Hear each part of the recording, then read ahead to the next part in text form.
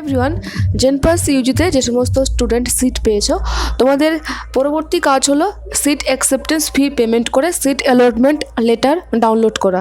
18 তারিখ থেকে অর্থাৎ আজকে থেকে 24 তারিখ পর্যন্ত তোমাদের কাছে সময় আছে। সিট অ্যাকসেপ্টেন্স ফি হলো তোমাদের 1000।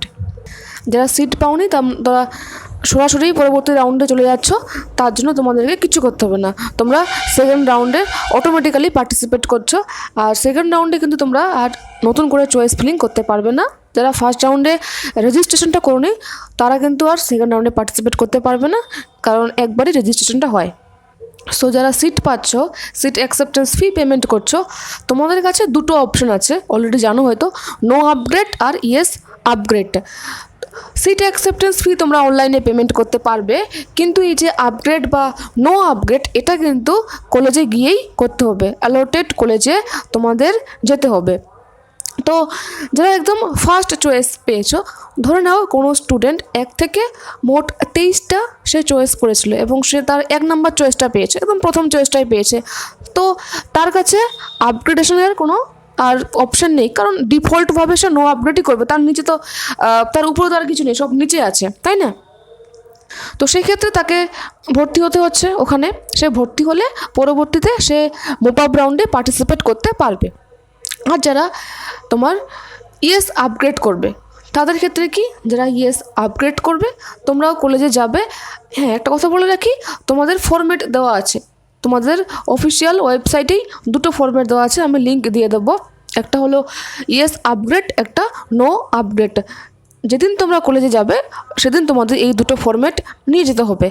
আর যারা নো আপগ্রেড করবে তাদেরকে ডকুমেন্ট ভেরিফিকেশন করতে হবে।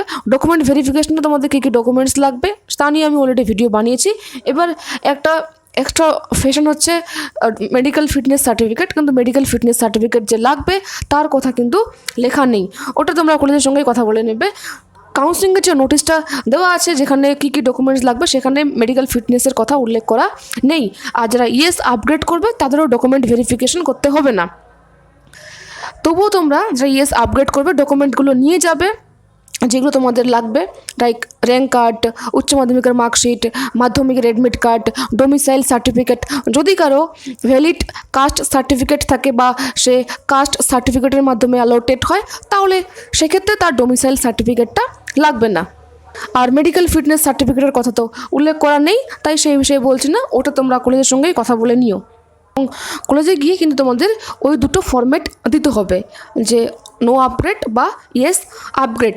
এবার যারা আপগ্রেড করছো, সেকেন্ড রাউন্ডে যাচ্ছ, তাদের ক্ষেত্রে কি ঘটতে পারে? তাদের ক্ষেত্রে মোট 4টে ঘটনা ঘটতে পারে। সে 23টা চয়েস ফিলিং করেছিল কোনো স্টুডেন্ট, তার ধরে নিলাম প্রথম রাউন্ডে 20 নাম্বার চয়েসটা এসেছিলো। এবার সে আপগ্রেড করলো, আপগ্রেড করে তার 17 নম্বর সিটটা আসলো। এবার 17 নম্বর সিটটা যে সে পেয়েছে, তো তাকে এখন কি করতে হবে? তাকে সিটটাকে অ্যাকসেপ্ট করতে হবে। নতুন করে আর সিট অ্যাকসেপ্টেন্স ফি পেমেন্ট করতে হবে না, কারণ সে অলরেডি তো করেছিল। আর আগের যে সে সিটটা পেয়েছিল প্রথম রাউন্ডে, সেই সিটটা কিন্তু তার ক্যান্সেল হয়ে যাবে, তাকে প্রথম সিটটাই নিতে হবে। সেক্ষেত্রে সে যদি মানে অ্যাডমিশন ফর্মালিটিস কমপ্লিট নাও করে সে মোপআপ রাউন্ডে পার্টিসিপেট করতে পারবে।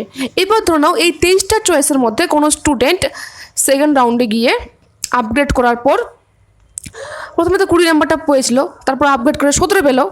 এবার কেউ যদি তার প্রথম চয়েসটা পায়, 1 নাম্বার চয়েসটা, সেক্ষেত্রে তাকে অ্যাডমিশন ফর্মালিটিস কমপ্লিট করতে হবে, না হলে সে মোপআপ রাউন্ডে পার্টিসিপেট করতে পারবে না। এই দুটোই হলো পার্থক্য, ফার্স্ট চয়েস আর সেকেন্ড বা লেটার চয়েস। সেকেন্ড বা লেটার চয়েসে তুমি যদি পাও, তাহলে অ্যাডমিশন প্রসেসটা কমপ্লিট না করলেও মোপআপ রাউন্ডে পার্টিসিপেট করতে পারবে। কিন্তু যদি তুমি তোমার প্রথম চয়েসটা পাও, সেক্ষেত্রে অ্যাডমিশন ফর্মালিটিস তোমাকে কমপ্লিট করতে হবে। আরেকটা কি করতে পারে, তোমার আগের যে সিটটা ছিল সেটাই থাকতে পারে, কোনো রকম চেঞ্জেস না হতে পারে, তাহলে তোমার সেই সিটটাই থাকবে। তুমি তো already seat acceptance fee payment করেছিলে, তো তোমার সিট অ্যাকসেপ্টেন্স ফি পেমেন্ট করেই থাকলো।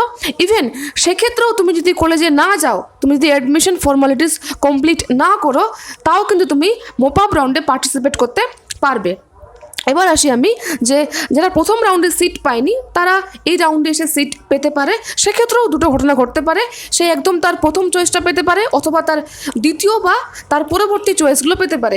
যদি প্রথম চয়েসটা পাও তাহলে তোমাকে ডকুমেন্ট ভেরিফিকেশন করার সাথে সাথে অ্যাডমিশন প্রসেসটাও কমপ্লিট করতে হবে যদি তুমি মোপ আপ রাউন্ডে পার্টিসিপেট করতে চাও। আর যদি তুমি তোমার সেকেন্ড চয়েসটা বা তার পরবর্তী চয়েস পেয়ে যাও তাহলে তোমাকে অ্যাডমিশন প্রসেসটা না কমপ্লিট করলেও তুমি মোপ আপে যেতে পারবে, এটাই পার্থক্য। যারা একবারও রেজিস্ট্রেশনটা করোনি তারা মোপ আপ রাউন্ডে রেজিস্ট্রেশনটা করতে পারবে। মোপ আপ রাউন্ডে তোমরা 200 টাকা ফিস পেমেন্ট করে এই রাউন্ডে পার্টিসিপেট করতে পারবে এবং চয়েস ফিলিং করতে পারবে। এবার ব্যাপারটা হলো অ্যাডমিশন ফর্মালিটিসের মধ্যে হয়তো অ্যাডমিশন ফিসটাও তোমাদের পেমেন্ট করতে হবে কিছু কিছু কলেজে, সেটা কলেজের উপর ডিপেন্ড করছে, এটা কেউ বলতে পারবেন না, সমস্ত কলেজে আলাদা আলাদা করে নিয়ম। যারা ধরুন হচ্ছে মোপ আপ রাউন্ডে পার্টিসিপেট করতে চাইছো আবার এদিকে নো আপগ্রেড করেছো মানে কি তুমি অ্যাডমিশন ফর্মালিটিস কমপ্লিট করেছো।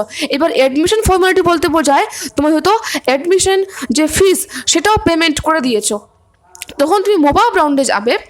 সেই যে প্রথম সিটটার কলেজের কাছ থেকে রিফান্ড পাওয়ার দায়িত্বটা কিন্তু তোমার, ঠিক আছে। WBJEB তাদের যে নোটিশটা আছে সেখানে লিখে দিয়েছে রিফান্ড পাওয়ার দায়িত্বটা তোমার, WBJEB কোনোভাবেই রেসপন্সিবল নয়। সেক্ষেত্রে তোমাদের ফিজিক্যাল রিপোর্টিংয়ের ডেট হলো 25 তারিখ থেকে 29 তারিখ, এই তারিখের মধ্যেই অ্যালোটেড কলেজে তোমাদের ফিজিক্যাল রিপোর্টিং করতে হবে। আর যারা তোমরা কাস্টের মাধ্যমে অ্যালোটেড হয়েছো তাদের ভ্যালিড কাস্ট সার্টিফিকেট কিন্তু দেখাতে হবে, আদারওয়াইজ তাদের সিটটা ক্যান্সেল হয়ে যাবে। সো এই ছিল আজকের ভিডিও, আমি খুব সংক্ষেপে তোমাদেরকে বুঝিয়ে বললাম। আই হোপ তোমরা বুঝতে পেরেছো। যদি কোথাও কারো কোনো রকম বুঝতে সমস্যা হয় অবশ্যই কমেন্টে জানিও, আমি তোমাদেরকে আমার মানে সাধ্যমতো রিপ্লাই দিয়ে বুঝিয়ে দেওয়ার চেষ্টা করবো। All the best, stay tuned, tata.